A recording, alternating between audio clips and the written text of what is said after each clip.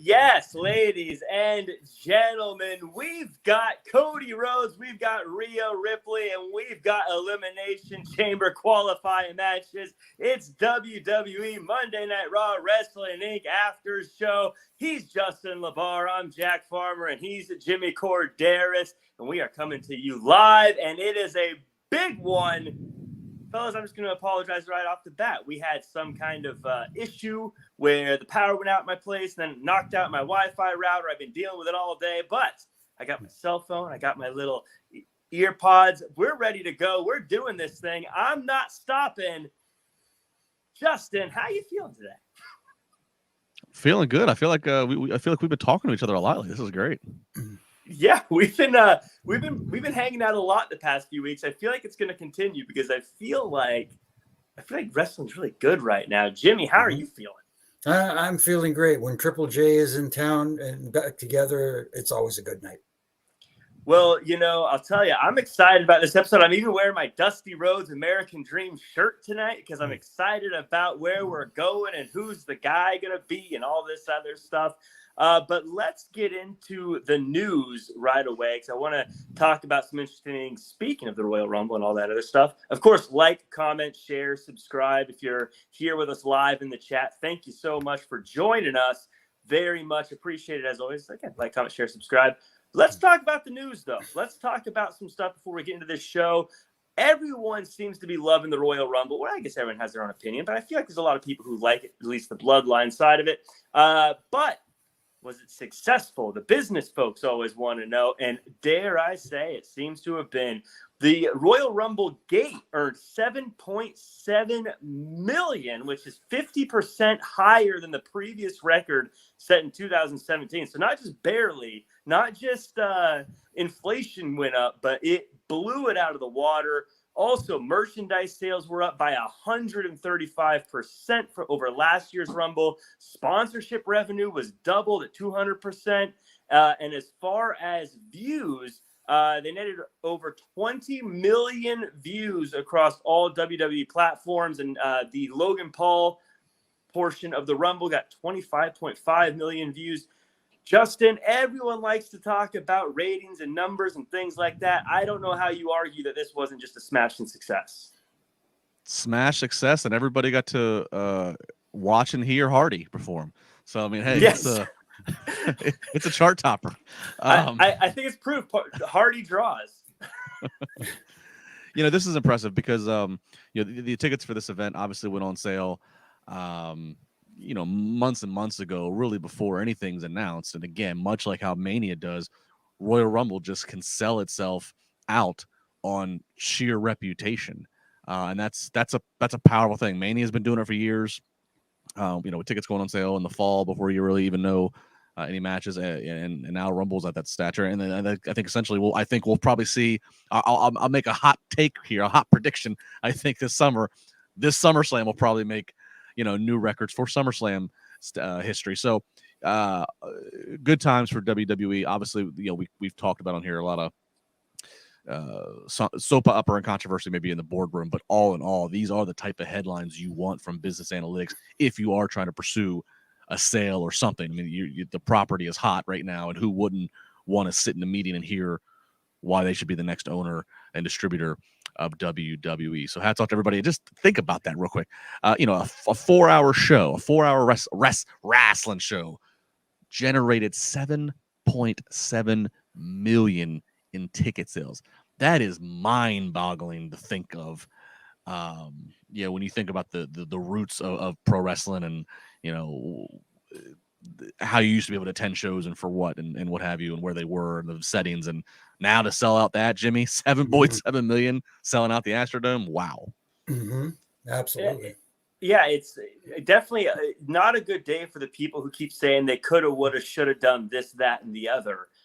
Because this clearly worked. Jimmy, what Justin said about all the drama in the boardroom, all the stuff going on, all the excuses in the world to maybe have a down year this year, but this is what WWE does. They soldier on and they continue to do what they do. And if you weren't following the headlines, you'd have no idea there was anything going on backstage. And that's the thing. The only people who are concerned about what's going on in the boardroom are the people who read those headlines online and stuff like that, and like to the peek behind the curtain or the fourth wall or wherever you want to call it. But at the same time, you take a pay-per-view like the Royal Rumble, which obviously WrestleMania is the big event of the year. SummerSlam is probably number 2, but Mm-hmm.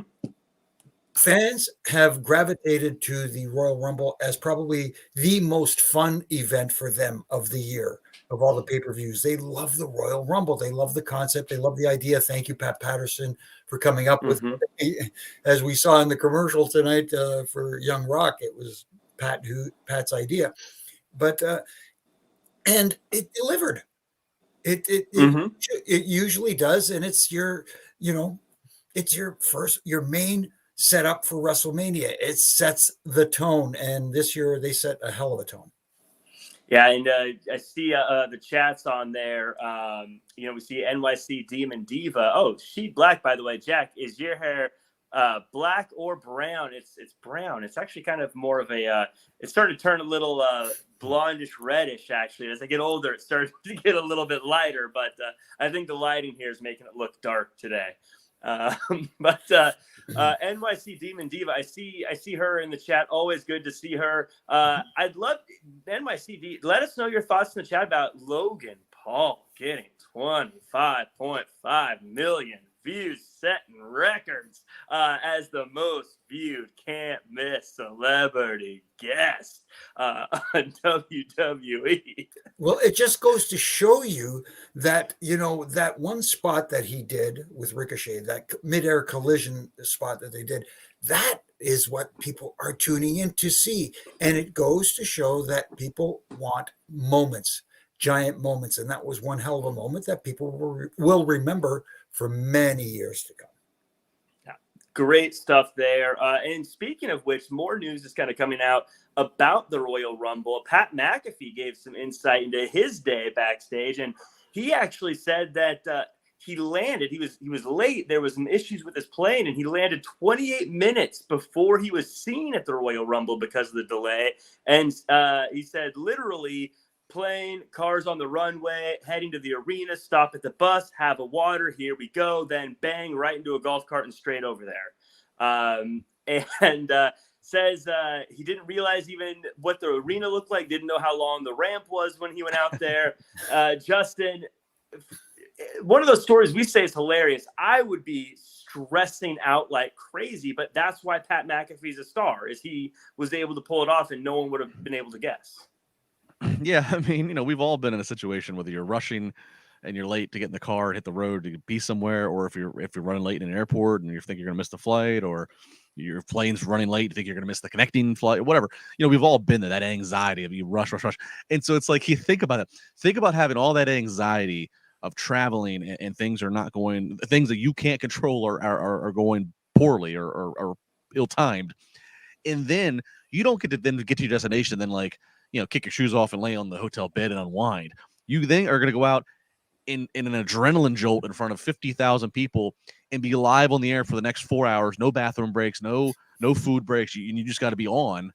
By the way, you got Brock Lesnar slamming stuff in front. I mean, when you really think about it, that is a heart racing day. And Pat McAfee would have never known. He was just there and he was himself. And as we talked about Saturday night, a legit surprise to Michael Cole and Corey Graves, which if they had the behind the scenes, WWE 24 cameras filming, they're always filming something. If they did there at the Alamo Dome, I hope they maybe capture, Triple H going over through the last little bit in Gorilla with whomever, with Bruce and whatever. And then, has anybody seen Pat? And here's the golf cart barreling down the hallway at the Alamo Dome with Pat. So really cool story. I'm glad that Pat gave some insight immediately into that, because that's a fun little nugget behind the scenes of a record-breaking Royal Rumble event. Yeah, and Jimmy, you've obviously been to these shows before. Being able to, yes, there's ad-libbing. Yes, you don't script out every little thing that happens. But to go to a show and be on for that long with no notes, no heads up, nothing in mind. Don't get ready for this moment. Nothing. You literally have to just ad-lib it. That's got to be insane. It's absolutely insane, and that's the thing. When you do show prep, you have production meetings. You get together with your fellow announce team, and you talk about certain things, and you go over it just like the talent does for matches. When they talk about, hey, when we get to this thing, we'll talk about this, we'll talk about that. You take over here, whatever the case may be. But this, this last minute thing, and you got a huge hats off to everybody involved, because they all handled this surprise situation very well. Everybody from Michael Cole to Corey Graves, Pat McAfee was hilarious. He was very enjoyable to listen to. And again, like I said, hats off to everyone. And Pat, I feel you, my friend. I've been there on that travel. I could only imagine. And what's fun about that, Jimmy, when you think about it, with Pat giving that insight of how truly, out of the car, on the job, he had to do everything. They might have been able to slide him some paper there at the desk with the order of the matches, or maybe any kind of production notes, maybe that Michael Cole or Corey would have had. But that literally, when you put it in perspective, the timeline of his day, Pat McAfee calling the Rumble is literally one of the closest things you could equate to a viewer at home getting to have a live mic and do commentary, because Pat wasn't hanging out in cater. He didn't know maybe who a Rumble surprise was or who's coming in where or whatever. He literally is just absorbing this as we are, and in a way only Pat McAfee can, reacting to it. Hence the Banger Bros asking questions about why we can't use that name, and he's asking who's Uncle Howdy, and Michael Cole's having to educate him on that. So that is kind of a very unique, rare experience to get, that you get somebody out that WWE put somebody out there with a live mic for the entire show, who literally has probably no show prep. Right. And Pat's a busy guy, so I don't think this isn't a shot at WWE. I don't think he's watching every episode. I don't think he's necessarily up to date on things, because he's a super busy guy. He probably doesn't have time to watch Raw and SmackDown and NXT and everything else in between. So I think that's why a lot of those, like, who's Uncle Howdy and whatnot, were coming in there, because he legitimately was probably like, fill me in a little bit. We got John Jordan in the chat saying, cheers, boys. Chelsea Green is going to be money in this run. Perfect gimmick. Also, props to Jacked Farmer. Keep it up. So thanks, John Jordan. Trying to get my whole token on. I'll say, I know this is a technical audible, but this audible camera angle you got tonight, you're showing off the guns. Somebody else in the chat room, I don't think I got it up, but somebody else is saying you look like Austin Theory tonight. Oh, well, I got to grow the beard out a little bit, but I'm the now, fellas. But real quick, last thing. Oh, wait, we got holy shoot. I finally get to be in the Wrestling Podcast live with Triple J. Well, Swayze 5022, welcome to the party. Hell yeah. Welcome aboard, Swayze. Very glad to have you. I want to ask real quick, Jimmy, just one last thing about this plane thing. And I don't want to jinx anybody, but or maybe I won't, but how do people not miss planes more often in WWE? I feel like we rarely hear this, yet they're flying every single day. It seems like how does this not happen every week? Someone doesn't make it. It's amazing that it doesn't happen more often than we hear about. That's for sure. It probably does to a certain extent, a little more than we hear about, but at the same time, you've got how many superstars per week traveling to an event. You got the live, as we used to call them, house shows, the live events. And then you got television, and then you got pay-per-views and everybody traveling together, and everything from, like you said, issues with the airplanes being delayed, issues with car trouble traveling from town to town. There's so much that can go wrong. So superstars don't miss very much, especially considering how much they travel. Yeah, I mean, you always want to be flying in the day before, so you're not on the day of. And I remember talking to a wrestler about this a few years ago, and Jimmy, you could probably attest to this. I kind of phrased the same question that Jack did. I was like, and they say, like, yeah, there's a lot of it's not publicized. Sometimes we see wrestlers go on Twitter and say, hey, such and such airlines, that was terrible customer service. But as one wrestler reminded me, they travel so much that every single reward system there is, Delta's points, United, South, they have a membership to all of them, and they fly so much that it does allow them that if they do get screwed at one airline, it's not going to be able to get them where they need to get on as fast as they want, that they can at least walk over to the other airlines' desks and say, look, here's how frequent of a traveler I am and how much I've used you guys in the past. make something happen, and you can try to work the system and hopefully get some nice people skills. And yeah, it definitely pays in that situation to have every possible reward card from every airline, from every rental car agency, from every hotel agency. I still have mine. There's a whole pretty much book full of cards. Yeah, I find that just saying, "Do you know who I am?" works wonders with people. So I strongly recommend throwing that around and see how it works out for you. Yeah. Let's get into this great show. Before we do, of course, like, comment, share, subscribe. 5-star review on Apple Podcasts. It would be incredibly appreciated. I feel terrible because I had one I wanted to read off from last week it was posted on Sunday, but it didn't actually show up on the feed until after we recorded, and I wasn't able to actually read it off. So I'm going to read that one next week with the technical issues. I don't have it up right now. Ethan Cruz. If Brock Lesnar asked you to get him on another flight, you will do it ASAP. Yes, I'll clear the whole plane for Brock Lesnar. Yeah, I may even offer my seat because there are other referees there. Right. If he'll sit and coach, that is. He'll make first class move. Or he'll just rip out the seats next to him and make himself first class wherever he's at. But like, comment, the 5-star reviews, please. The 5-star reviews are great right now. As mentioned, we're kind of doing some things, so those are really important right now, especially the comments. The comments on YouTube as well, definitely appreciated there. Those definitely mean a lot. And again, I'd like to read some of them off, but technical issues, I don't have them up right now. I apologize. I'm doing my best here. But if you're in if you see one you want, try to holler it out. I'll get it for you. It's let's give a shout out to the live chat. I don't have the live chat up, but I will say I know that probably the Jiff King Dylan Matthews is in there. NYC Demon Diva's in there. I'm sure Sheed Black's in there. I'm sure Ethan Cruz. I'm sure we got Night One. I'm sure we got the whole crew in there. Thank you guys so much for being in there. I definitely appreciate you all being in the live chat. I'm going to go back and look at these in a little bit. So once we're done, but we'll get into the show for now. Let's chat about this. We start the show, and what do you guys want to talk about? That's what Cody asks us, which is very a fun throwback to his last promo in AEW. He talks about his journey from the very beginning and says that at the end of the day, it's going to be one royal family versus the other. Judgment Day eventually comes out, and Finn says Cody stole everything from him. Dom doesn't respect him. Edge comes out. There's a melee.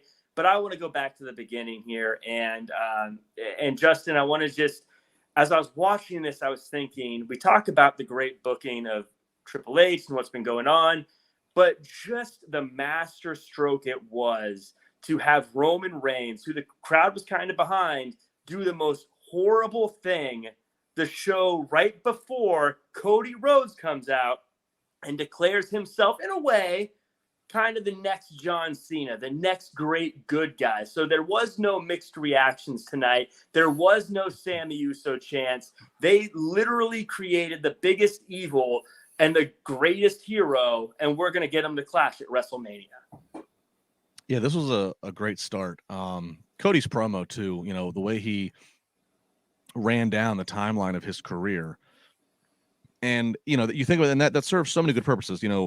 He's been gone for 9-10 months from WWE after only being back in WWE for 3 months prior to that. So, there are lapsed fans that come in and out and what have you. So he was dashing, whatever. Remind them the path that he went on. And also, we just talked about, the amount of viewership that was on for Royal Rumble. I know we talked more about the live event attendance and revenue, but from reports and all I've seen, something like 2 million people in Peacock watched the Rumble. So Rumble is one of those things, and I see it even on my social, with friends of mine from college and high school. Rumble is one of those things like Mania. It's so fun. You watch it at a point in time in your life that you always kind of tune back into it. If you know somebody in your world who's watching, you're like, I'll sit down and watch. I'll see who I recognize, see who's cool today. So what a great thing that if there were any portions of the audience who watched Rumble, got hooked by something, said, yeah, I'll tune in on Monday and maybe I'll mention it again. Cody Rhodes resets everything and catches them up and frames it of here's what he's doing in his career. and royal families here in wrestling. So I thought this was just a spectacular promo to get to the meat of the point and declare that he is challenging Roman Reigns. And he's going to do something that nobody else in his family has ever done, which is main event WrestleMania and be the world champion at WWE.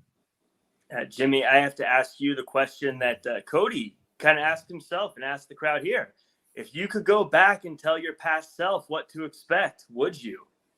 Yeah, I don't know if I would. It's kind of nice to let things happen as they occur, but at the same time, it's nice to have a plan and say, hey, this is where I want to be in the future. I don't know how long it's going to take, but I'm going to eventually make it there. And that was basically the message that Cody said. But there's one thing, though, I found very interesting, and maybe you guys can correct me, because it was the language that Cody used when he was talking about main eventing WrestleMania against Roman Reigns. He just said that at WrestleMania, Roman Reigns is not going to leave the champion. But he didn't specifically say that he was going to leave the champion, that Cody himself was going to leave. He just says he's going to make sure that Roman does not leave WrestleMania as the champion. I just found the little nuance in the wording interesting. I don't know. I'm just. Am I trying to throw little ideas out there? I don't know. It just, to me, because usually when a babyface guarantees a victory, maybe in a future promo he's going to say, you know what? I will leave WrestleMania the new Universal Undisputed Champion, whatever the case may be.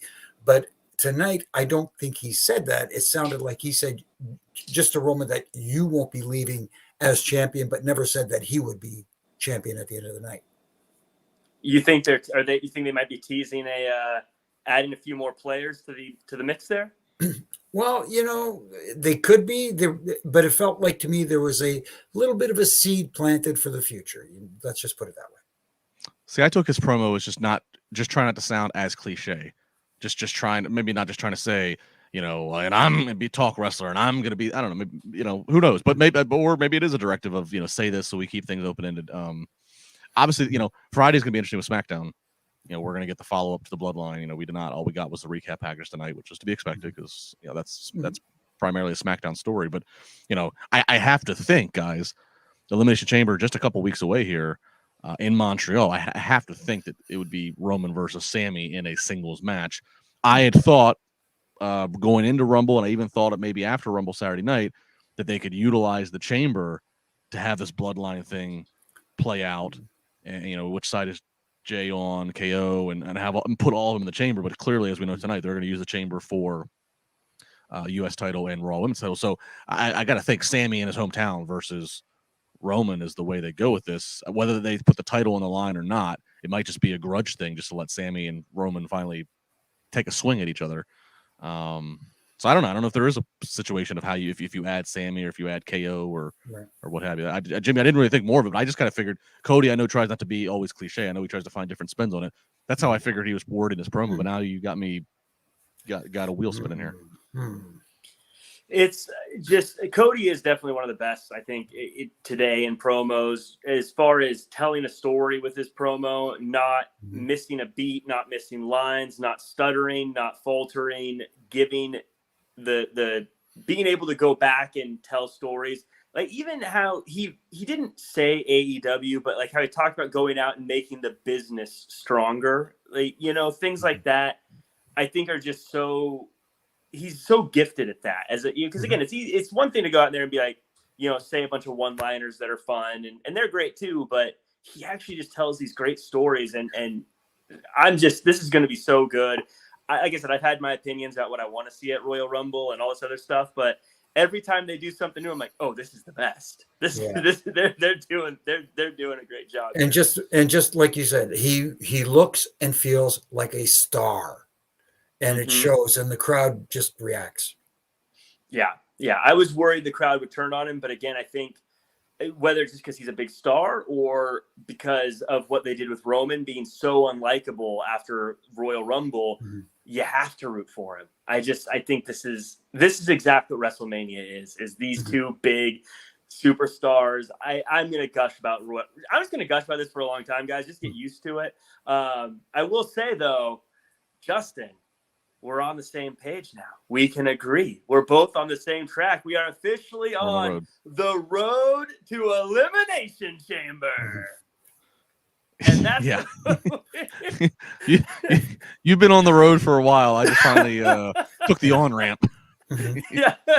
You got on Survivor Series. Justin just merged on. Right. I got on at WrestleMania Backlash.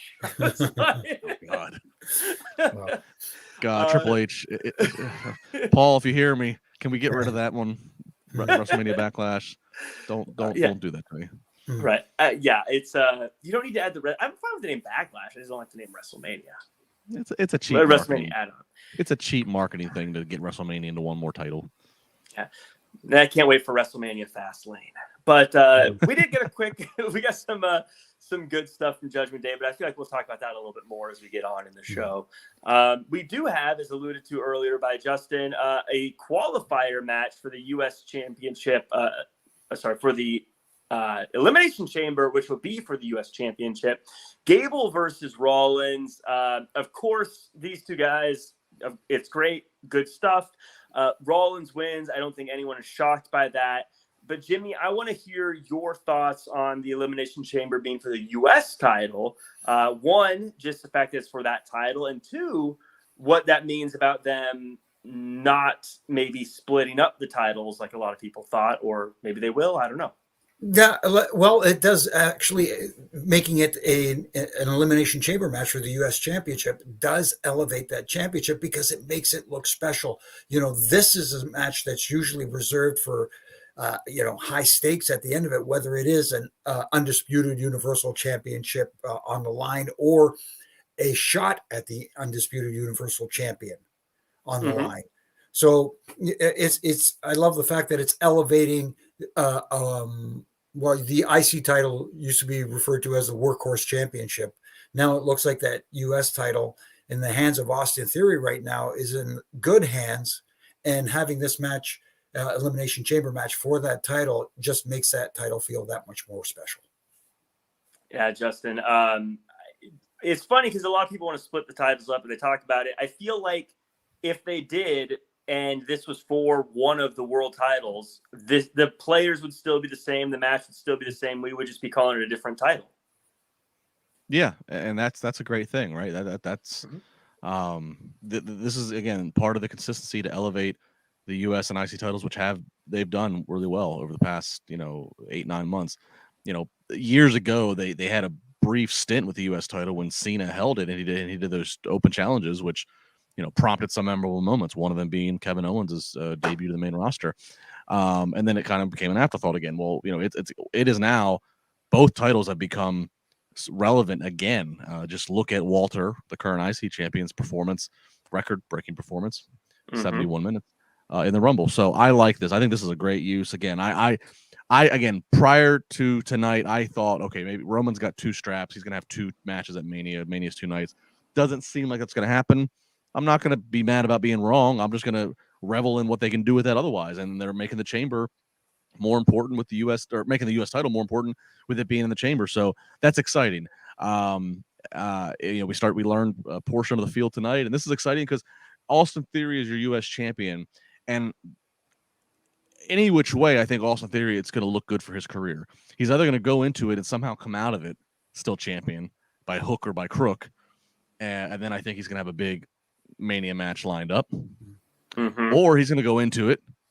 He's going to get damn close by hook or by crook, but he's going to lose. And he's the champion with 5 opponents that he's trapped with, so it still protects him even if he loses. It's not like, oh, this guy's a bum.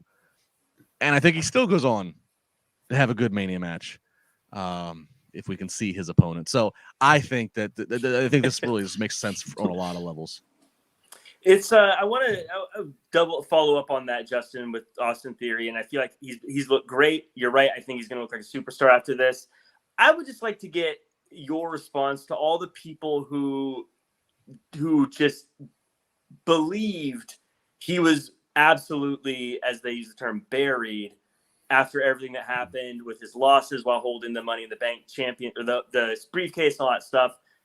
And just maybe how quickly people turn to the buried word a little too fast. Yeah, you always have to, you have to let things play out. Very few times can very few times can something happen in the ring, in the storyline, where you can go, they just buried that person, or they just buried that gimmick, or they just whatever. Very few times does it happen, because most of the time it's like, all right, they made this decision. Let's see what the justification is and follow up. I kind of thought it to an extent there then, and I think it even more now. Austin Theory having that Money in the Bank briefcase was kind of a shackle. It's got a time limit of when it's got to be used. But if it's not the right time, if it's yeah, you can just have him cash in at any point and win the title, and yeah, you get the money photograph of him holding up the world title. But if the cash in doesn't mean much, if it's not it's just, what are you gonna do? You're just gonna have him cash in, and you're gonna end Roman Reigns' 800. Well, that doesn't really make a lot of sense, and you don't need to do it now when Roman's a heel and Austin cashed in on a heel. Doesn't so it was kind of a shackle. So I think it was just like, okay, let's get the shackle off of you. This doesn't mean you're never going to be world champion. Au contraire, we have plans for you to be world champion. We just want to make sure that the stage is set properly for when that happens. So there are so few times that you can actually, okay, the Hell in a Cell match, I think it was in Saudi Arabia, the famous one with Seth Rollins and The Fiend, and the match got stopped. That's one where you can say, okay, in this moment, everybody here, nobody wins.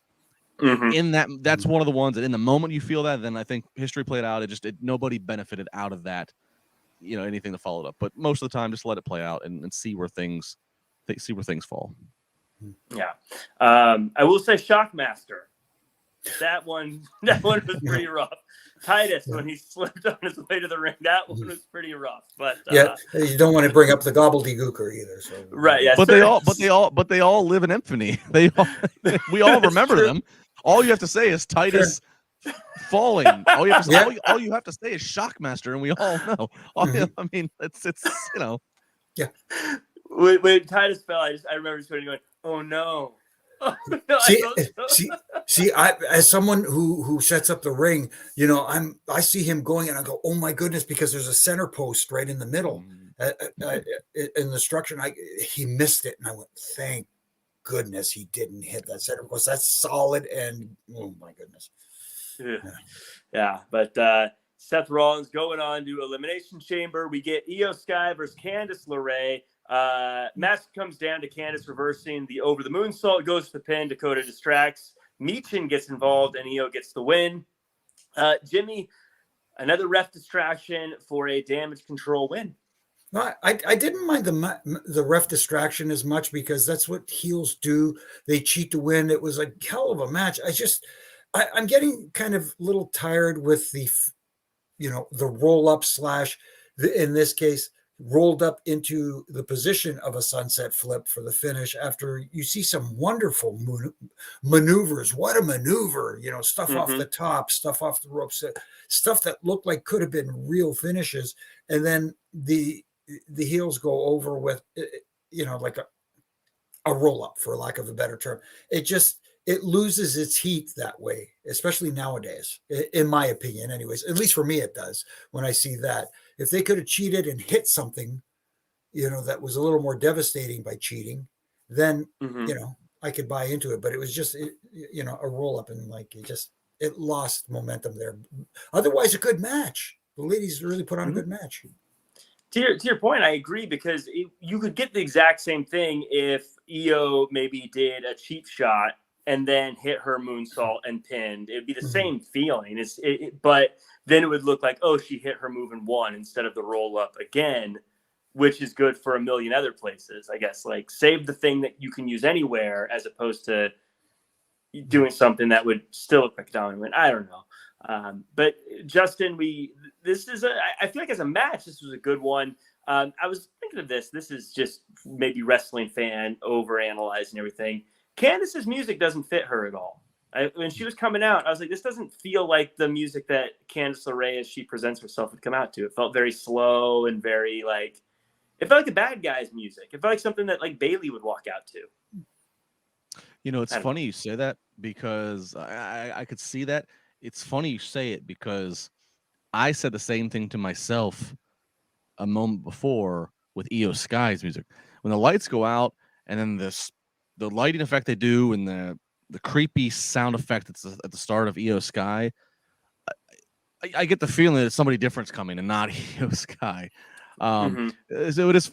So I'm with you on the topic of music and graphics and lights not matching up with how I would think somebody would be presented. I mean, these ladies worked hard. I winced a few times. There's a couple times where they, whether it was Io doing going to the ropes to the outside, or there's a couple spots where the way they landed, I got a little nervous there for a minute. They worked their butts off. Jimmy already covered the finish. I'm fine with having them out there because Io Sky and the Damage Control. I still think I'm still not fully on board and sold. Of the Candice is still relatively new to the main roster, so you got to get her some reps of time. So you got to give them time. I'm still just not buying into them all as characters. I don't feel like the audience is. I know it takes time, so keep giving them the time, but this still just doesn't hit much with me right now. I'm just not there with it. I think that what they would really benefit them is mic time and getting to figure out who they are as opposed to just as the wrestlers, so that I know what I'm rooting for and who I'm rooting for. Because again, as a fan of NXT, I know exactly who these people are. But if I had never watched NXT, there really hasn't been much to tell me who they are outside of just them wrestling. And as we know, in pro wrestling, you should, but you should like them for that. But that's not enough, Right. I agree, Jack. And one of the things I wonder is, Triple H knows all of these ladies very well. Again, they're all through the NXT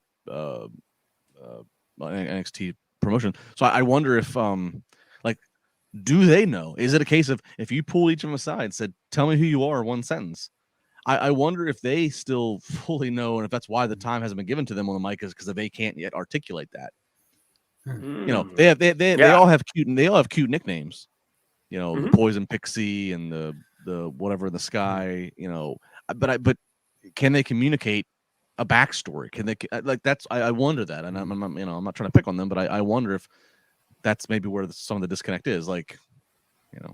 Interesting. Well, no, it's to your point. Like again, I'll talk about Candice as she's walking out. She calls herself the Poison Pixie. She has this what looks like a destroyed wing on her shoulder, but I don't why. Why is she wearing that? I don't understand the story behind it. And again, if I'm new to her, I get pretending I don't know about NXT.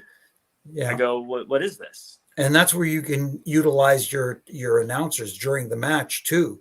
And they can give you some of that backstory during the match at the right precise times, instead of just calling the match move for move or whatever the case may be.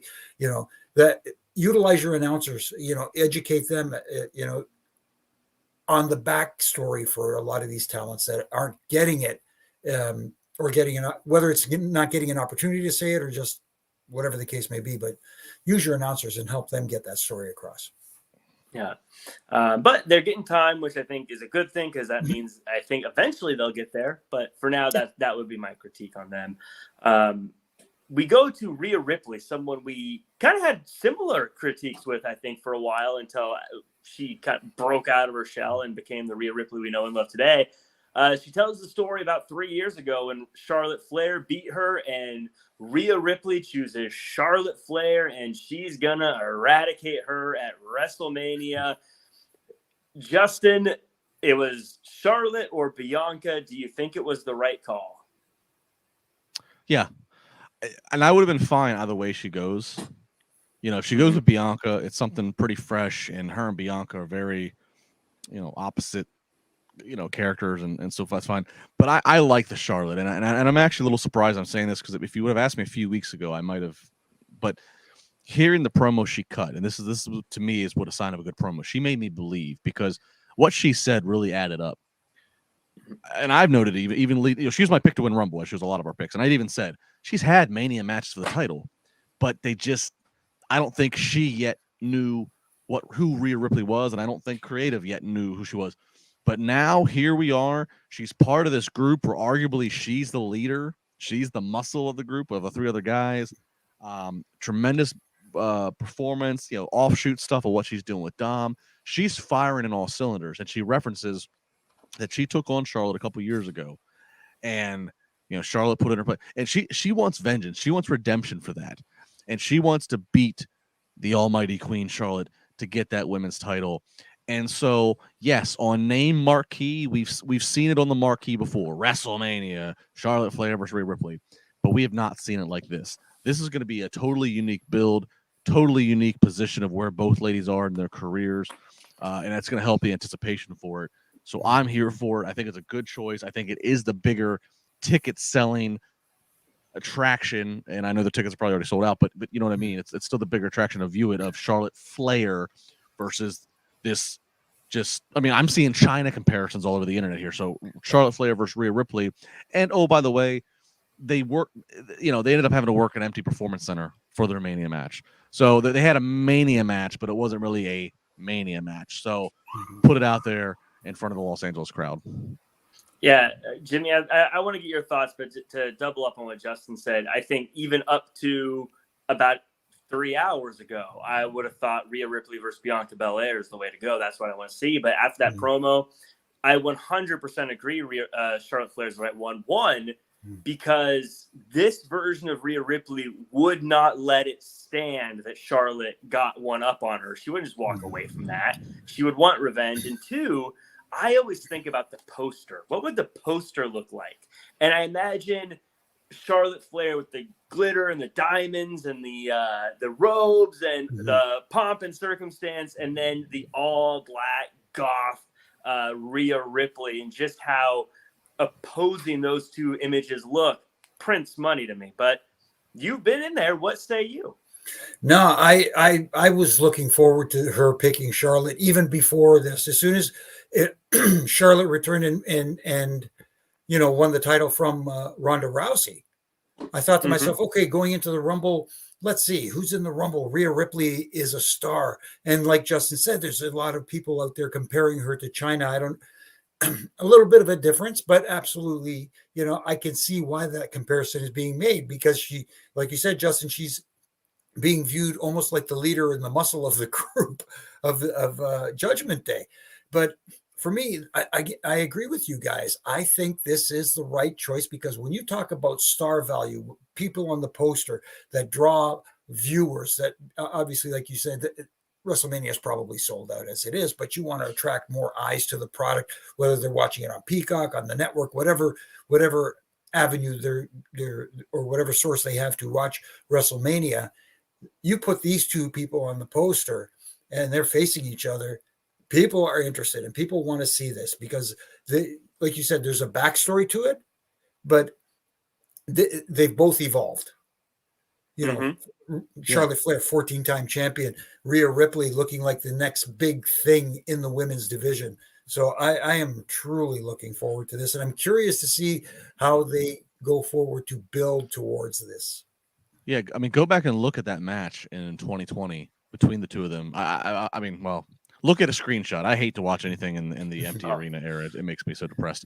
But but I mean, Rhea doesn't even. I mean, it's Rhea, because she's different enough even then from what the rest of the girls look like, but she looks nothing like the presentation she is now that she's found herself. But let me ask you guys this. Here's my one concern of them deciding to do this and not go with her versus Bianca. Bianca is steadfast babyface on the women's division. Everybody's cheering Bianca. Bianca's just an over babyface, and I love her. I think she's a great act.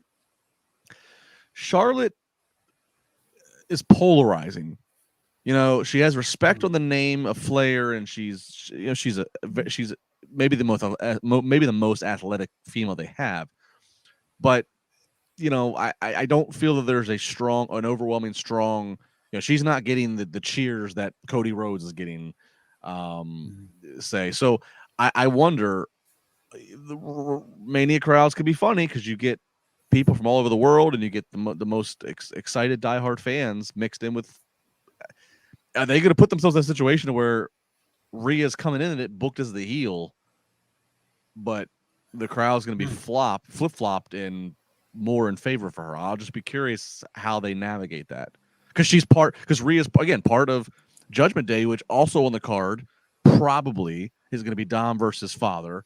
And Dom's just getting tremendous heat, just disrespecting his father.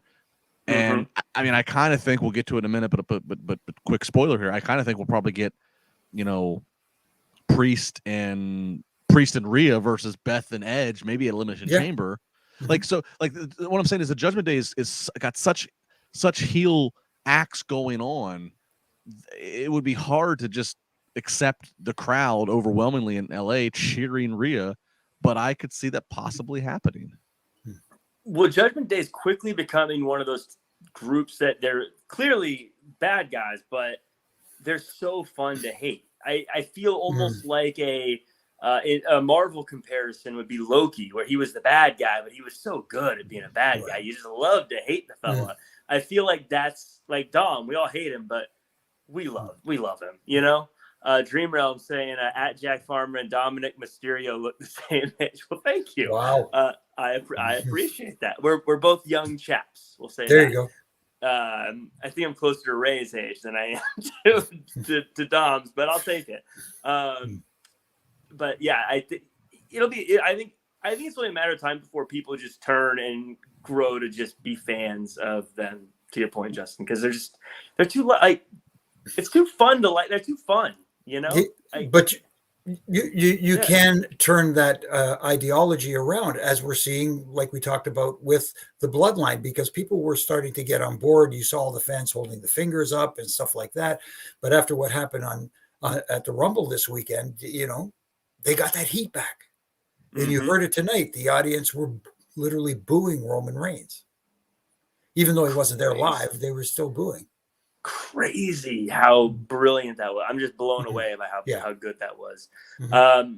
We get a quick backstage promo with Seth Rollins and Kathy Kelly, and he says that of course he's going to win Elimination Chamber, but mum's the word on Logan Paul. Jimmy, I want your prediction right now. Logan Paul versus Seth Rollins, WrestleMania. Is it a guaranteed thing? About as guaranteed as it can get right now. I love the fact that he didn't say anything. And he, like you said, mum's the word. He seemed almost offended that the name was brought up to him. And he said, and you could tell he's hot about being eliminated by him, storyline wise, because, Seth is a professional. He knows money when there is money there. And Logan Paul is an attraction. And I could see about as close to if I had to put some money on it, I would bet that this is happening. Justin, are you a betting person?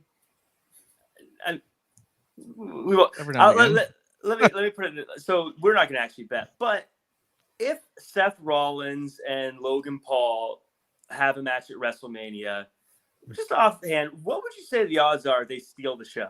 I feel like those two guys are both show stealing people. Yeah, I mean, look, Logan Paul obviously he's athletic and he's got a hell of a natural charisma. I've always complimented him, whether it's against Roman Reigns or The Miz. The matches he's had on big stages, Logan Paul makes the stuff look easy that is usually the toughest thing for wrestlers to figure out, which is the things in between the moves. You can go to wrestling school and you can learn the moves, how to take it, how to protect, whatever. And there's a talent to that. I'm not discrediting that. But the hardest thing is to have a character to know what motion, what taunt, what do you do in between that move to the crowd's reaction. That's the hardest thing. And Logan Paul just came in off of his very successful media streak, and he knew exactly what he needed to do in between the moves. And then when he did the moves, those were pretty damn impressive too. So when you put Logan Paul in that situation, again, in LA, your backyard, Jack, and Hollywood, up against Seth, Seth is arguably one of the most athletic guys in the roster. I mean, they will, we're still talking about, and we will be for 35 more years. We're still talking about the Ricochet Logan Paul moment, the spot. Seth, I think one of his goals is going to be going into this and saying to Logan, we're going to top that. We're going to find a way. We're going to do something that's going to go viral that everybody's going to be talking about no matter what. And so this is big for Seth. Last year Seth had Cody, which was a big deal in the context of Cody, very suddenly to us was out the door of AEW and is back in WWE. Seth was his opponent at Mania, so this is good for Seth. This is good for his career. Seth doesn't need to be the world title picture, but Seth needs to be in something big. He doesn't need to be in a throwaway. So this is good. This is a good spot for Seth, I think. And I think the promo work will be very entertaining. And who knows? Maybe Seth goes on Logan's podcast, whatever they do. And Seth is, Seth made headlines this past weekend. He talked for a few minutes with Wrestling Inc.'s Nick Hausman and cut a promo on CM Punk and said, "You're a cancer, stay away." And just that off the shoot question that he got from Hausman went crazy. So if there's premeditated time for Seth to do some stuff with Logan Paul, who knows what we'll be getting out of that. Seth Rollins, sneaky good at that kind of stuff. I think that you're right. I think the promos and things and and when I say promos to you and what you're alluding to in saying, not just in the ring on a microphone, but those on the Logan Paul show that he does, or in these red carpet events and things like that really make it feel real. I think those guys are going to be very good. If it happens, we don't know. Seth Rollins might win the U.S. title and be defending it against someone we don't know. Against Logan Paul. Logan Paul, there you go. And quickly to Dylan Matthews, I read in the comment that Logan Paul has to be the heel. He is by default because wrestling fans will not accept him. They view him as an outsider in their world. They definitely started to lean that way during the Rumble. He started to play into that in the Rumble. I think. I think they talked to him about it, and I think that'll happen. Yeah. We get another qualifier, and this one is Corbin versus Gargano.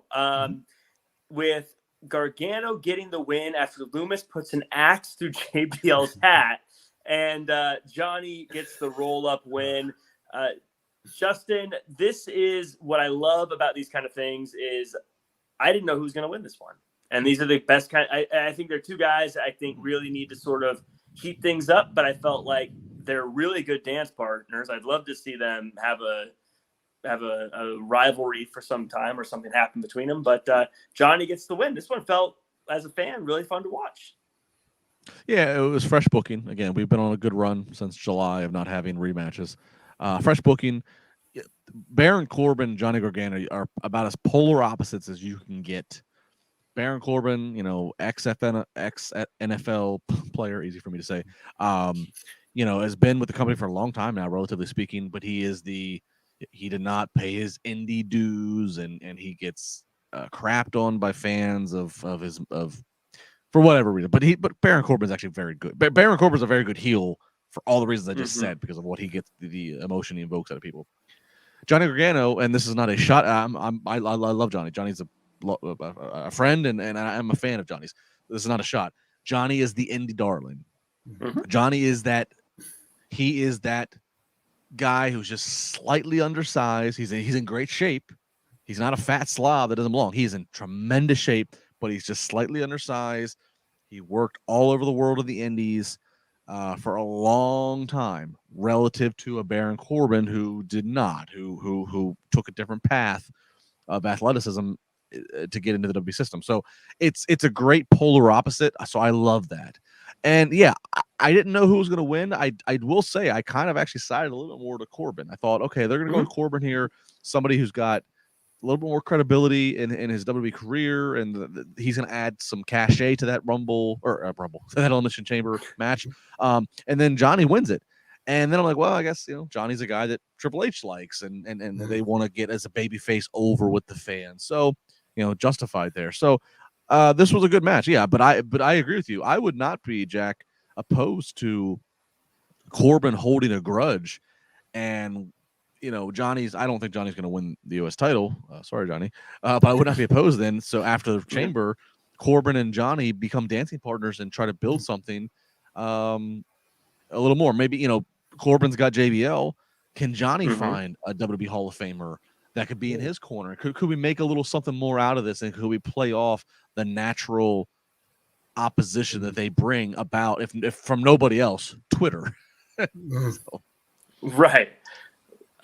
Jimmy, let me ask you this, because Johnny's someone we all love, but similar to like Candace we mentioned earlier, or Michin, we're still trying to figure out who he is and what he's about and things like that.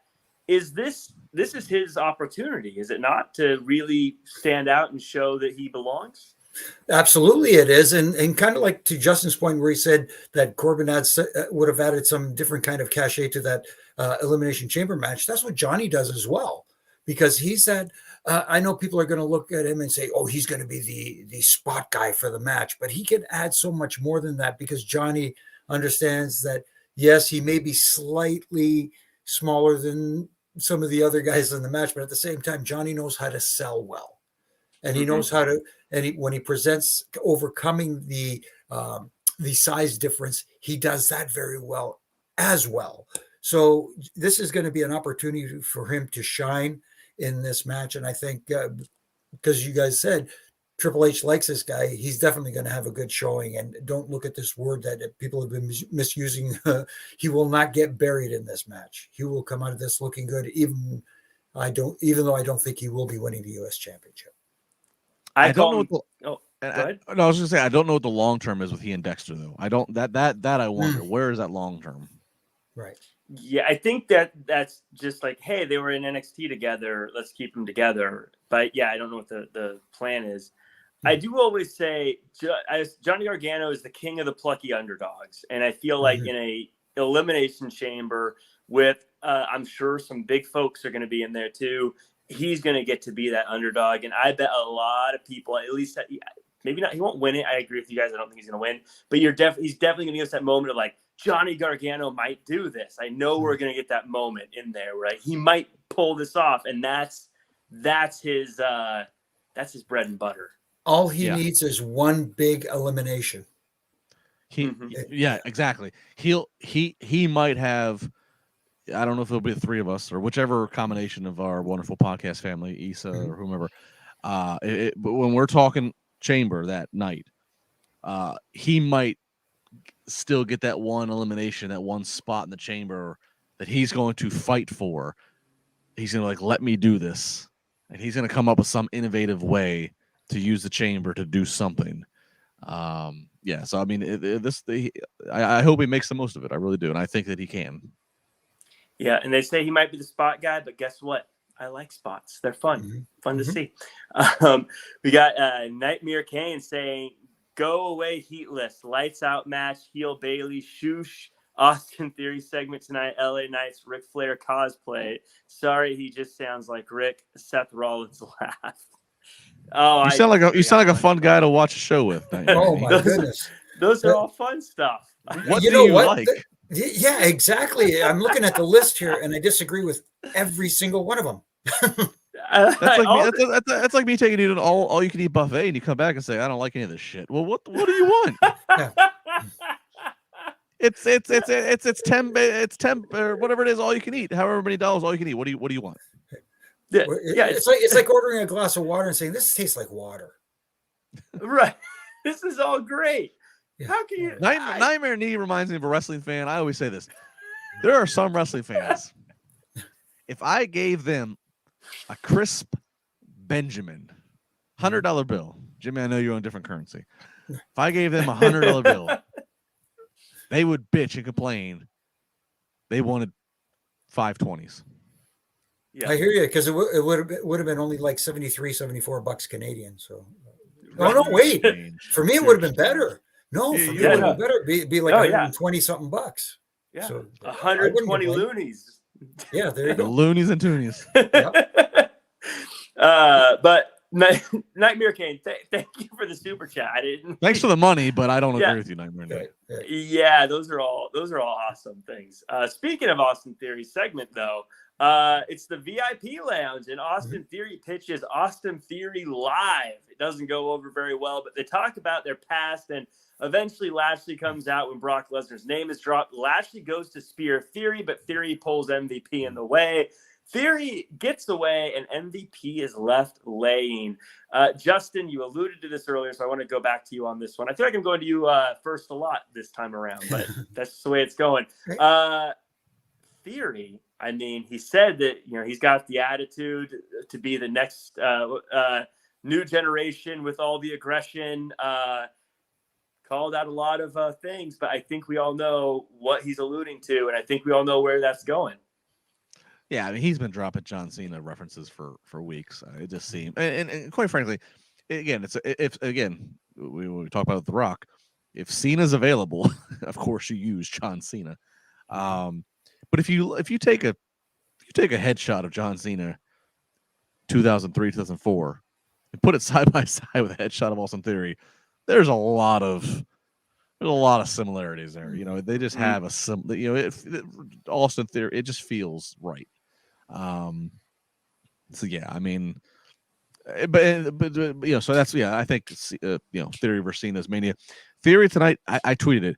He just feels good live on the mic. He really and that's not when I say good live on the mic. That doesn't mean that you got to have the most cinematic soundbite, the most cryptics. That doesn't necessarily mean even the words you say. It's just how you say it. It's what you say. It's what you don't say. It's when you pause, when you feel the crowd is evoked with such emotion and start chanting the crazy things that they chant at him, and he does it.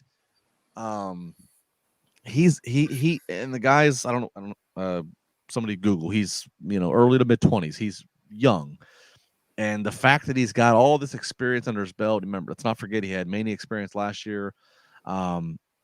He's got it, and so I completely can understand if they're positioning him to work with John freaking Cena. The promo fodder that's going to be there, and what Austin Theory is a fan. Austin Theory is not a guy. He's not a guy who did not know about WWE until he was 20 and then somehow found his way to the Performance Center. Austin Theory is a student of the game. He has been a fan since he was a kid. He's like a John Cena. He was fantasizing being world champion as a kid. So he has an investment there, and him and Cena, what he's going to take away from working with John Cena, what John's probably going to give to him, it's got so much potential. And real quick before Jimmy jumps in there, Nightmare needed send one more. He said, "I love most of it, just messing around." Thank you, Nightmare Kane. Yeah, it's and different strokes for folks in any case. Exactly. But Jimmy, so the ideal opportunity of a John Cena versus Austin Theory's only 25. Wow. Actually, pals of mine, Evan Mack and Flobo Voice, interviewed him back at SummerSlam, and he said he's always wanted to be a wrestling fan, didn't do other sports, so he could work out and get in shape and get the body to be a pro wrestler, which tells me in high school, which tells me a lot about the guy. But Jimmy, I want to talk about the here and now, and I want to talk about the VIP lounge, and of course, it seems like there's more friction between Austin Theory and everybody. But it felt like they built a lot of stuff here, whether it be Lashley versus Brock, Lashley versus Theory. But also, I want you to wildly speculate about what's going to happen next as it pertains to MVP and Bobby Lashley now that spear happened. Yeah, the spear puts another spin on things because it looked like the way that Austin Theory and MVP were going back and forth on the mic, that Bobby might be maybe siding and bringing the Hurt business back together again. And then the spear put a monkey wrench into that. Now you're wondering, oh my goodness, yes, Austin Theory did pull MVP in the way, but at the same time, it still was Bobby who hit the spear. And, maybe MVP's looking for an apology from Bobby, even though it wasn't really his fault. And Bobby says, "Oh, I'm not apologizing. You were in the way," or something, or whatever the case may be. Right. But it adds another spin to things.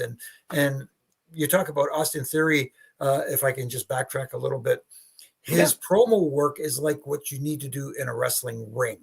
Is he's learned at an early age to let the crowd react to what he is saying. You know what I mean? Listening to the crowd and reacting. You do it in the ring during a match when you're selling at certain points to let the crowd absorb what is happening. He's doing that on the microphone as well. And man, the guy is well ahead of the game. Let's put it at 25. That's shocking to me that he's 25. It's unfair. You're not allowed to be that good until you're older. No, right. But we go from the VIP lounge to Miz TV, and he's complaining about the Rumble when Adam Pearce comes out and says that they've got a new signing and it's Rick Boogs. he's back. Quick win. Jimmy, good to see him back. Kind of bummed I didn't get to see him and Ezekiel be a tag team. Those two look like they'd be a fun tag team to watch visually. But thoughts on Boogs back? I don't know. Just not really in my wheelhouse. Let's put it that way. Just interesting. Okay. Justin, fantasy book Boogs for the next month. Boogs. Everyone says you're a great booker, by the way. That's one of the YouTube comments. I know it was, you should. They said you should be a booker for WWE. So I'm gonna put you in the hot seat. I interviewed once to be a writer. True story. No, if I'm taking you. They're doing just fine. Very noble of you. You took the high road. Very good. Yeah. No, fantasy book Boogs. I'm gonna fantasy book Rick Boogs and Elias trying to out rockstar each other. Elias with his songs that he can never get through the first verse, and Rick Boogs who's air guitaring and air drumming. I don't know. I feel like there's something there. Look, Boogs has got a look. He's got a body to him. This was a pretty good way to reintroduce him. He gets a win on a Miz, whose Miz is so distracted being in a $10,000 suit. So I think there was a good reintroduction. It made you okay. This guy Rick Boogs got a win on the Miz, so good. But yeah, I want to see more. I mean, he had a go-to of the puffer fish breathing face that he does, and he's air drumming, air guitaring.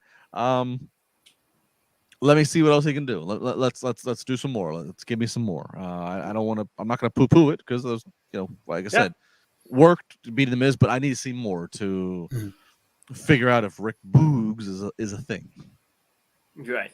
He invites me to dinner, but I got to see the plate of food now. Now I'm here. I'm sat. I'm ready. But now you gotta get to the next step. We'll see how it goes. Real quick one here. I know we're getting a little long-winded, so we'll kind of rattle through this next part. But Maximum Male Models are both disgusted and intrigued by the Alpha Academy, Jimmy. Maybe Otis. You think Otis is going to be a male model? Whoa, that would be interesting to see. That's for sure. Otis in Marseille. Oh my! All I can picture is Farley and Swayze and the Chippendales SNLs. Wow. Yeah, Justin, what would be Otis's maximum male model name? Is it OT? I don't know. I don't know. I don't know the name. I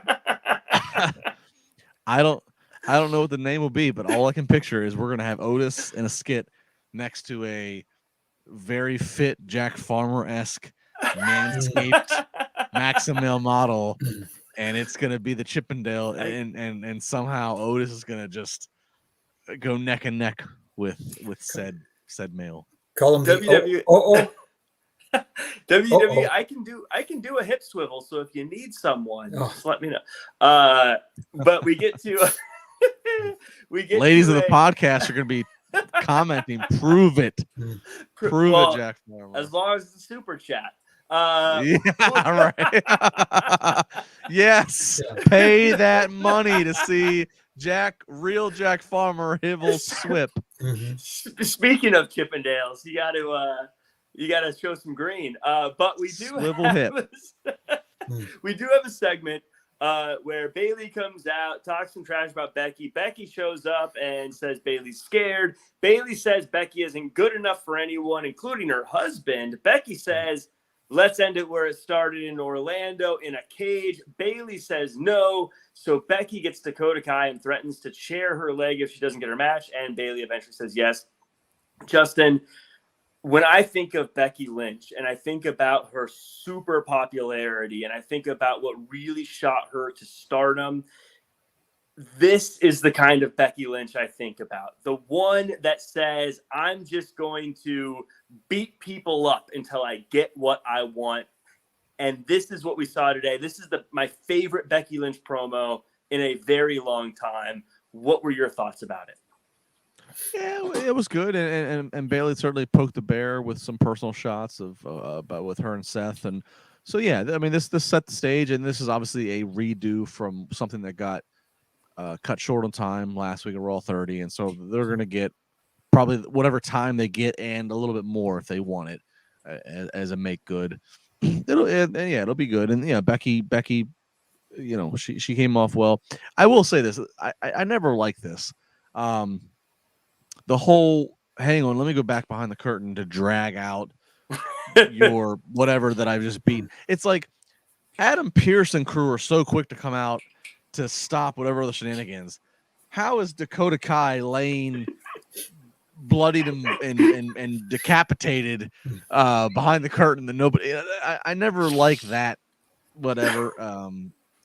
I think Dakota Kai actually got injured at Rumble, is what I heard, and so this is the way to kind of like give her some disguise of not having to physically do much. But that's always been. I never liked that spot. Whether it's the face like this going back to grabbing one of the heel henchmen, or the heels going back to grab the babyface. I never liked it. It's like you've obviously alerted me that there's a panic button of security at all point in times.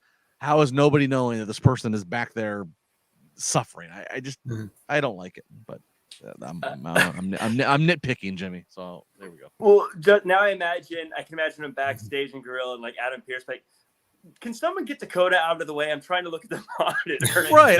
There's a wonderful behind the scenes gallery. There's a wonderful behind the scenes photo gallery at WWE.com from Raw 30, and it's great. I love the behind the scenes, and like you even see a great gorilla shot of Triple H hard at work. Bruce Pritchard's there. It's great, and all I can think to myself is, you know, Dakota's laying there behind the curtain, screaming in agonizing pain with a chair wrapped around her ankle, and Hunter's got the headset on. His all right, we're getting ready up. Hey, can you quiet down over there? Yeah. Can you quiet your pain? I'm trying to run a show here. Like what? Becky, you can't leave your victims in Gorilla, okay? Yeah. Back here. Or just behind the curtain. That's so funny. I didn't think of it that way, but you're right. We're trying to run a show here. Keep your pain down to a minimum, please. We're live, pal. We're live, pal. Someone back there just puts one of those little signs that says "Watch the bump," like when there's like a bump backstage and you don't want people to trip. It's like watch the mind the gap. Yes. So, yeah, Jimmy, this one, what I really liked about it from just a storytelling standpoint was if you didn't know any better, you never would have thought anything went wrong with the cage match previously. You would have thought this was all part of the plan to begin with. It was a nice cover up for the miscue last week that where they, regardless of the reasoning why, the time issue and stuff like that. But it almost feels like, hey, if we pull it off like this, it looks like we set it up this way from the beginning. And you can make that argument that, you know, if somebody in the back could say, hey, you know what, we had this plan like this the whole time. And they can get away with saying it with even though chances are that wasn't the plan from the beginning, but it's a nice way to get back to the match you want to have that you promise the people and still give it to them. We got another backstage arrival, and this is the true arrival, I think, in a lot of ways. Chelsea Green shows up, and she's unhappy about her accommodations. And Jimmy, the thing that frustrates me about this so much and about this segment is that she had to wait almost till the end of the show before anyone did anything about this. And it was only after she spoke to the manager. Why isn't Chelsea Green getting any respect? Your guess is as good as mine. I don't know does she deserve. She obviously thinks she deserves that respect above all the rest of the women's roster, and that's a stacked roster that they've got now in the ladies division in WWE. So I'm looking forward to hearing her complaints some more because her complaints were actually very interesting. And see how the other female superstars react to her complaints. Yeah, well, Justin, if she's getting a private room, why aren't I getting one? And yeah, Justin, this feels like a layup for Chelsea as far as a character goes. Yeah, she's a fantastic performer. I like this. again, but I can't help it. So I'm just whatever. I'm just gonna own it. I always compare what we have creatively now versus what we creatively had then. I feel like if you went to Vince and pitched, we're gonna have a young, beautiful, vibrant female talent who looks like $1 million who could walk on a runway at any moment, like Chelsea Green is and is. Mm-hmm. We're gonna have her be a Karen. I don't know if Vince would know what a Karen is in modern lingo. Right. So I think it's what my point is. It's just good. It's creative booking that is, as you said, Jack, a layup. It's just leaning into something that everybody can kind of relate to. Everybody sees something about it on Twitter or TikTok or whatever, and having her then apply it to the WWE world of I want my own dressing room, I want Swiss chocolate, I want better water. She'll have whenever she has her first match. I want this ring to be cleaner. I don't want their sweat to be in here. I want the ref to be shorter. It just leaves a ton of creative potential, which I think is fantastic. And that's all you want. You just want to be entertained. And I'm very much looking forward to this with Chelsea Green.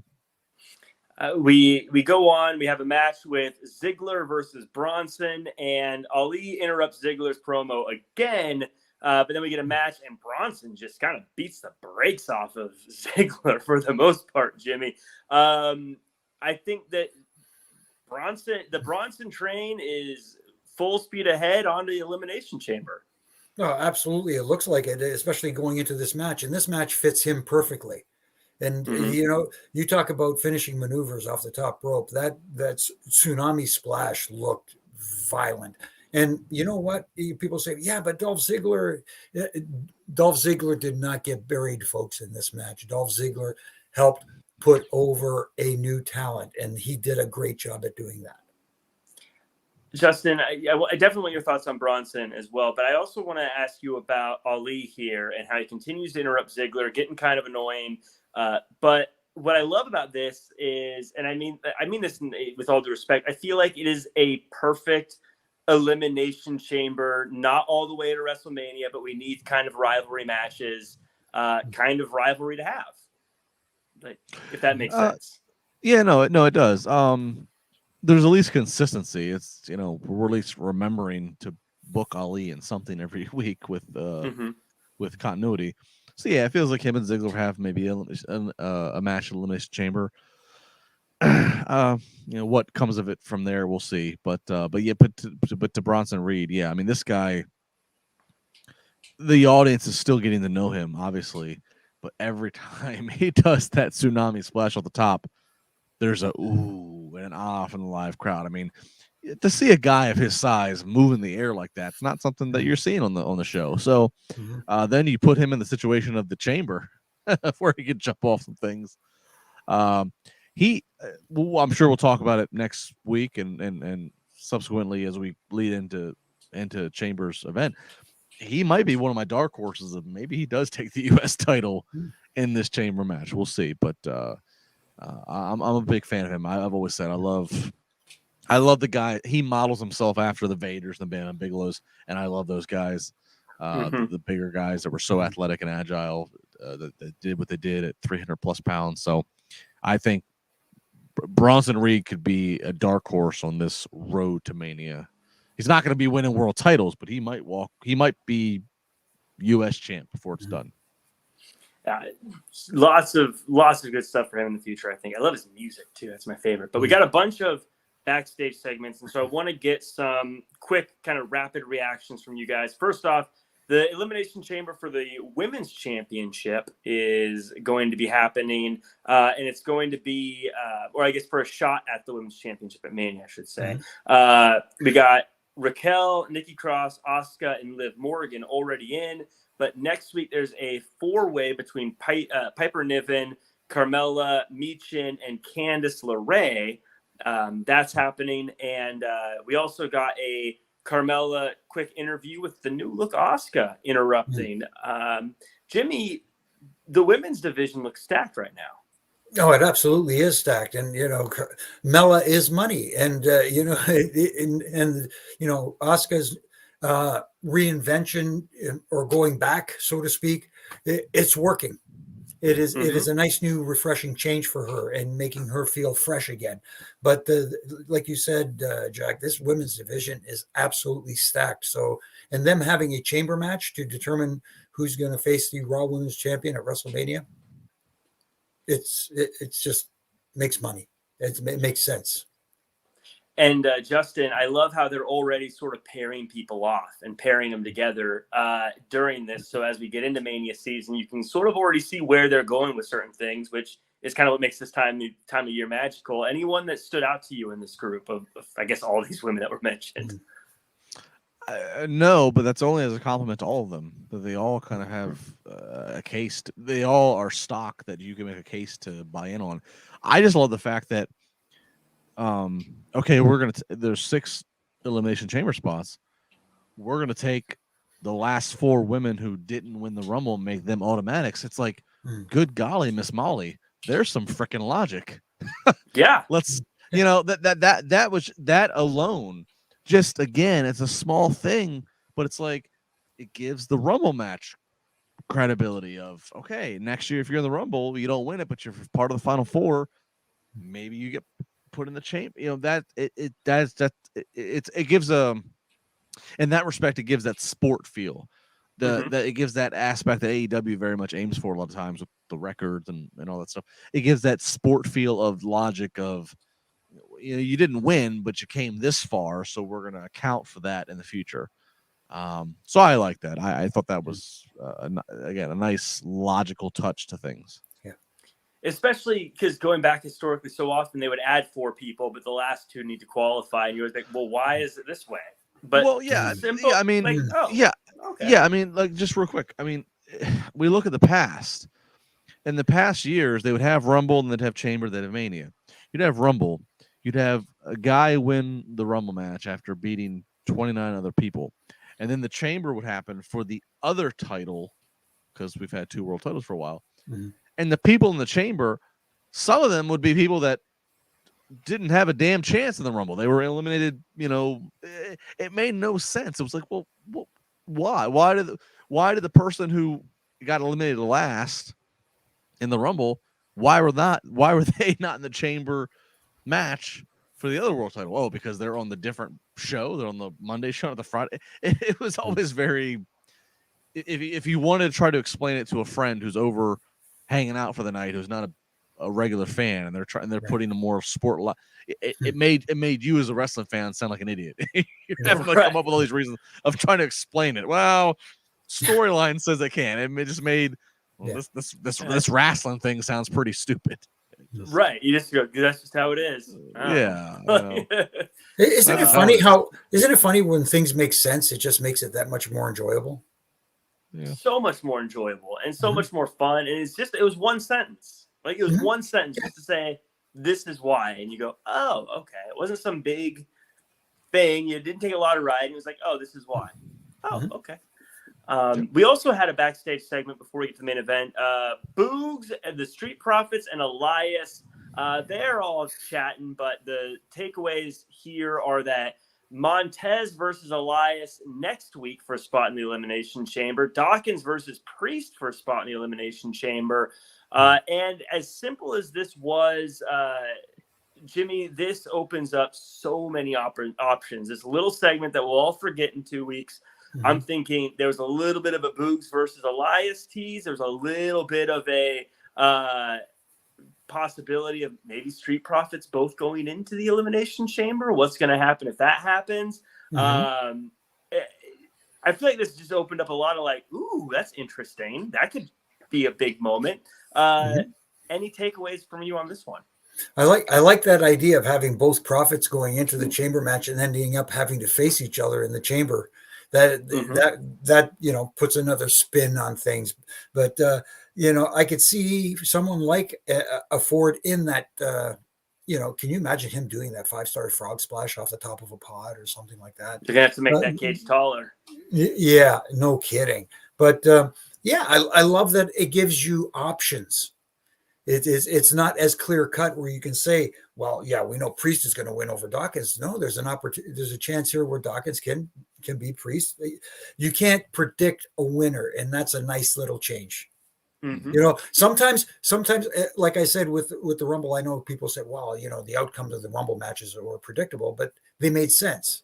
And in this case, I don't think the winners of these matches are predictable, but at the same time, you can make a case for both matches for either guy winning.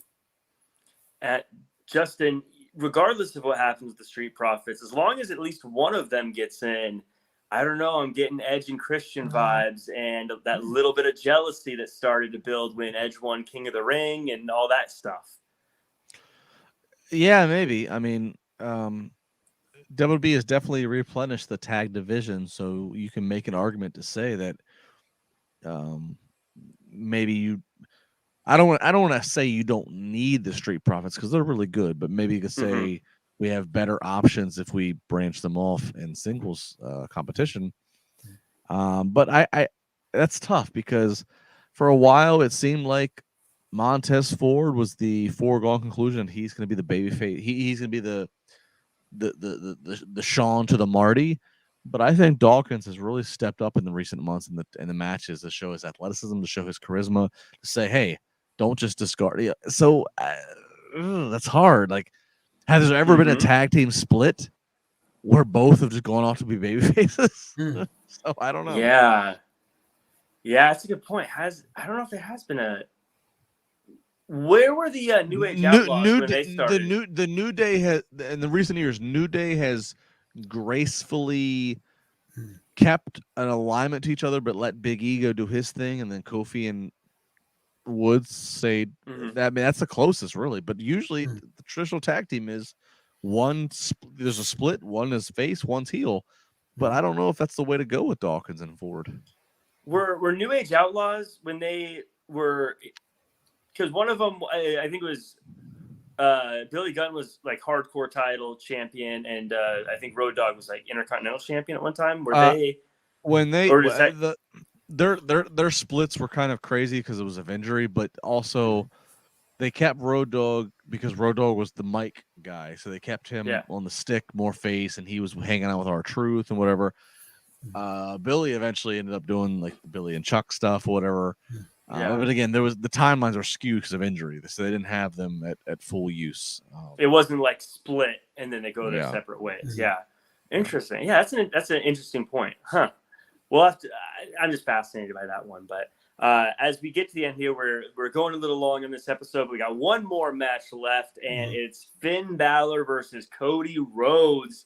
And by the way, could you imagine like 3 years ago saying this was going to happen on the road to WrestleMania? I mean, it's crazy that we got this match on Raw. But the story of the individual match here is Cody goes to the outside, Judgment Day surrounds him, Edge runs out and makes the save. Cody eventually gets the win, which I think is probably the right thing all around. Justin, what was it like for you seeing this matchup? And by the way, not shying away from the fact that Finn Balor invented everything that Cody, not everything Cody uses, but you know what I mean. No, there's a good little backstory here, and they sold it in the promos leading up to it that Cody and Finn actually have a very parallel career. They have outside of WWE a lot of crossed lanes, and so they played into that as much as WWE's not necessarily going to name drop other things, but they alluded to it. I thought that was really well done. The match was very good for what it needed to be for a TV main event with a couple commercial breaks. The entire time I'm just like, please protect Cody. Let's not hurt the guy who's our golden goose to chat. So they're doing all the peck teasing. Yeah. Make sure you're please kicking his bicep and not his pec and whatever. It was good. It was good. It made sense. Put Cody out in the main event. And all the drama. Judgment Day's out there. Edge comes barreling out to the crowd. It was good. This Raw absolutely is going to be down in viewership numbers compared to the week prior for the Raw 30. That's just because but I don't think that means this Raw was bad. I think this was a very good Raw for the first Raw on the road to Mania, and all the things we talked about, all the business they accomplished. I think WWE has a lot going for them right now, and I don't even think they've shown us all of their Mania cards, as I alluded to earlier with some matches. So, yeah, good finish. Jimmy, I feel like this one did a lot of good business, told a lot of good stories, kept things going with Beth and Edge. But I do feel kind of like Judgment Day was in the right here. Edge came running out of the crowd, attacking them. And I mean, Rhea Ripley was just trying to help her man. Beth Phoenix would have done the same thing. Oh. I'm just being silly. But what were your thoughts on this final match here? No, I enjoyed it. And of course, they emphasize the fact, first time ever for these guys. And they put on a hell of a match, and it told a heck of a story. And Edge coming out of the crowd was a nice little touch, and also set up some stuff for the future between Edge and the Judgment Day, and also having Beth out there, meaning we're going to have someone for Rhea to combat, as opposed to taking shots at the men, so to speak. So we could see a mixed tag match in the future somewhere down the line. Maybe we see that at Elimination Chamber. You don't know. I think we do, Jimmy, because I think we have to see Edge and Beth versus Rhea and maybe Dom, Priest. Well, Priest or Dom, but we have to see it at Chamber because look, Rhea's got her focus at Mania on the title. So I think this would be a good. And I know it's you as the Canadian. I know we're in different provinces. I know that Quebec is in. I know Montreal's in Quebec and Edge is from Toronto. Ontario, but it would still be the Canadian crowd to get behind Edge. So I think we do Edge and Beth versus Rhea and whoever from Judgment Day at Chamber. Yeah, makes sense. Again, because Mania seems like Mania is getting kind of busy already. Yeah, that's a great that kind of mixed tag is the perfect, like I said, Elimination Chamber kind of, I don't want to see it at Royal, or I don't want to see it at Mania, but it'll be fun to see. So I think Elimination Chamber is perfect for that kind of thing. So I just knocked it out of the park. WWE has been so good lately. It's been like I said, the bloodline stuff too. I know we didn't really do much of that tonight, but I think it might be. I don't want to say it's the best thing I've ever seen because I don't want to get too far ahead of myself, but geez, it must be close. We also got so much stuff going on. Talking sports, by the way, off topic. Did everyone see and hear the photo of Ricky Starks that Cody at the Rumble got from fans? Quite entertaining. It might not mean anything. It might mean something. Who knows? You never know. Yeah. I say it's smart of Ricky Starks, though. I mean, network, baby. Yeah. Get people talking. Get people talking. Ricky Starks got a few more people on his LinkedIn page. He added a few more people. There you go. But as we wrap up and get going, Justin, any final thoughts, and where can the world find you online? No, a good Raw. I think they did a lot of good things. There's a lot of logic that we talked about all in this episode.